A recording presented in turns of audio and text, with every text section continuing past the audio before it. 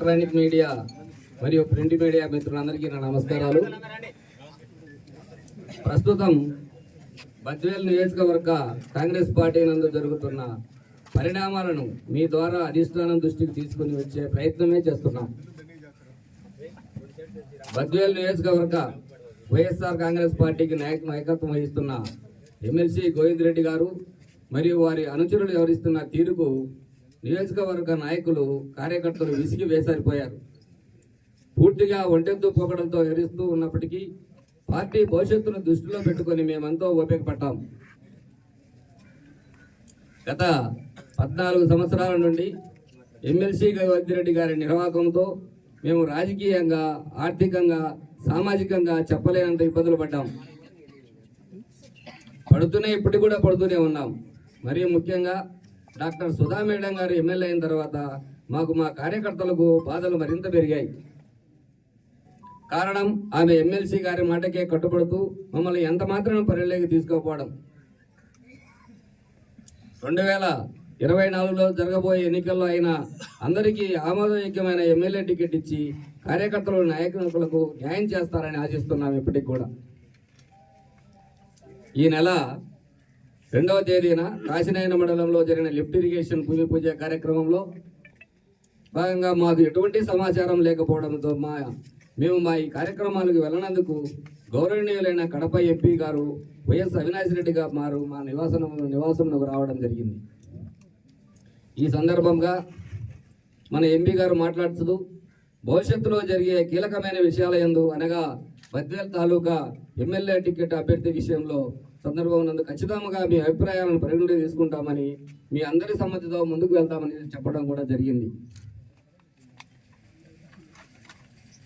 అందులో భాగంగా ఈ నెల 17వ తేదీన రాష్ట్ర పెద్దలు సజ్జల రామకృష్ణారెడ్డి గారు, మన ఎంపీ అవినాష్ రెడ్డి గారు మమ్మల్ని మరియు ఎమ్మెల్సీ గారిని పిలిచి మాట్లాడడం జరిగింది.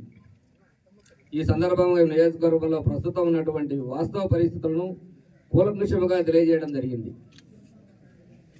ఈ సందర్భంలో ఖచ్చితంగా బద్వేల్ ఎమ్మెల్యే అభ్యర్థిని మారుస్తారని చెప్పారు. తదుపరి అన్ని విషయాలు సానుకూలంగా విన్న పార్టీ పెద్దలు బద్వేల్ నియోజకవర్గంలో వైఎస్ఆర్సీపీ జెండా మరొకసారి ఎగిరే విధంగా సరైన నిర్ణయం తీసుకుని అందరినీ కలుపుకోతామని, ముందుకు వెళ్తామని తెలియజేయడం కూడా జరిగింది. మేము కూడా పార్టీకి విధేయులమై పార్టీ నిర్ణయం కోసం ఇప్పటికి కూడా ఎదురు చూస్తున్నాం. ఈ నెల 24వ తారీఖున ఎమ్మెల్సీ, ఎమ్మెల్యే గారు, రాష్ట్ర పెద్దలు సజ్జల రామకృష్ణారెడ్డి గారిని, ఎంపీ అవినాష్ రెడ్డి గారిని మరియు గౌరవ ముఖ్యమంత్రి వైఎస్ జగన్మోహన్ రెడ్డి గారిని కలిసినట్టుగా మీడియా ద్వారా తెలిసింది మాకు. రాష్ట్ర ముఖ్యమంత్రి వర్యులు బద్వేల్ ఎమ్మెల్యే గారు కలిసి వచ్చిన తర్వాత ఎమ్మెల్యే అభ్యర్థిని మార్చడం లేదు, ప్రస్తుతం ఉన్నవారికి 2024 జరగబోయే ఎన్నికలందు ఎమ్మెల్యే అభ్యర్థిగా నిర్ణయించారు అని ప్రకటించుకొని వారి అనుచరుల ద్వారా నియోజకవర్గంలో బాణాసంచా పేల్చుకోవడం, కేకులు కట్ చేసుకుని స్వీట్లు పంచి పెట్టుకోవడం జరిగింది. ఇది ఎంతవరకు సబబు? ఇది వారి నిరంకుశత్వానికి నిదర్శనం. దీని ద్వారా మనకు అర్థమయ్యే విషయం ఏమిటంటే ఎమ్మెల్సీ గారికి ఏ పార్టీ ఏమైపోయినా పర్వాలేదు, ఓడిపోయినా కానీ తన సత్తం నెగ్గాలనే భావనగానే కనిపిస్తుంది తప్ప అందరినీ కలుపుకొని పోవాలనే ఆలోచన ఏమాత్రం ఉన్నట్టు కనరావడం లేదు. గెలిస్తే 1 మేలు, ఓడిపోతే 2 మేలు. తన ఇన్ఛార్జి పదవికి ఎక్కడా పోదు, తన ఎమ్మెల్సీ పదవి ఎక్కడికి పోదనే ధీమాతో ఉన్నారు. అంతే తప్ప అందరినీ కలుపుకొని పోయి పార్టీని గెలిపించాలనే స్పృహ ఏమాత్రమూ లేదు. ఆ విధంగా ఉండిండేవాడైతే టికెట్ వచ్చినప్పుడు ఆమెకు చెప్పినప్పుడు కన్ఫామ్ అయితే మమ్మల్ని అందరినీ కలుపుకొని పోయి సర్దుబాటు చేసుకునే అవసరం ఉండేది. కానీ అలాంటి ధోరణి చేయలే ఆయన. మాకు తెలిసి ఈ విషయం అధికారికంగా ప్రకటించలేదని అనుకుంటున్నాం. ఆంధ్రప్రదేశ్ రాష్ట్ర ముఖ్యమంత్రి వర్యులు గౌరవనీయులు వైఎస్ జగన్మోహన్ రెడ్డి గారు, రాష్ట్ర పార్టీ పెద్దలు సజ్జల రామకృష్ణారెడ్డి గారు మరియు కడప ఎంపీ అయినటువంటి వైఎస్ అవినాష్ రెడ్డి గారు అందరి అభిప్రాయాలను పరిగణలోకి తీసుకుని ఎమ్మెల్యే అభ్యర్థి ఎవరనేది అధికారికంగా తెలియపరుస్తామని మేము ఆశిస్తున్నాం. ఇప్పటికి కూడా మరోసారి ఎమ్మెల్యే టికెట్ సుధా గారికి ఇచ్చే పక్షంలో మేము పనిచేసే మేము కానీ మా కార్యకర్తలు కానీ పనిచేసే ప్రసక్తే లేదు. ఈ ప్రభుత్వం ఏర్పడినప్పటి నుంచి బద్వేల్ ఎమ్మెల్యే గారు మమ్మలను మా కార్యకర్తలను అన్ని రకాలుగా ఇబ్బందులు గురి చేస్తున్నప్పటికీ గౌరవ కడప ఎంపీ అయినటువంటి వైఎస్ అవినాష్ రెడ్డి గారు ఇచ్చినటువంటి సహాయ సహకారంతో మనస్ఫూర్తిగా ధన్యవాదాలు తెలుపుకుంటున్నాను.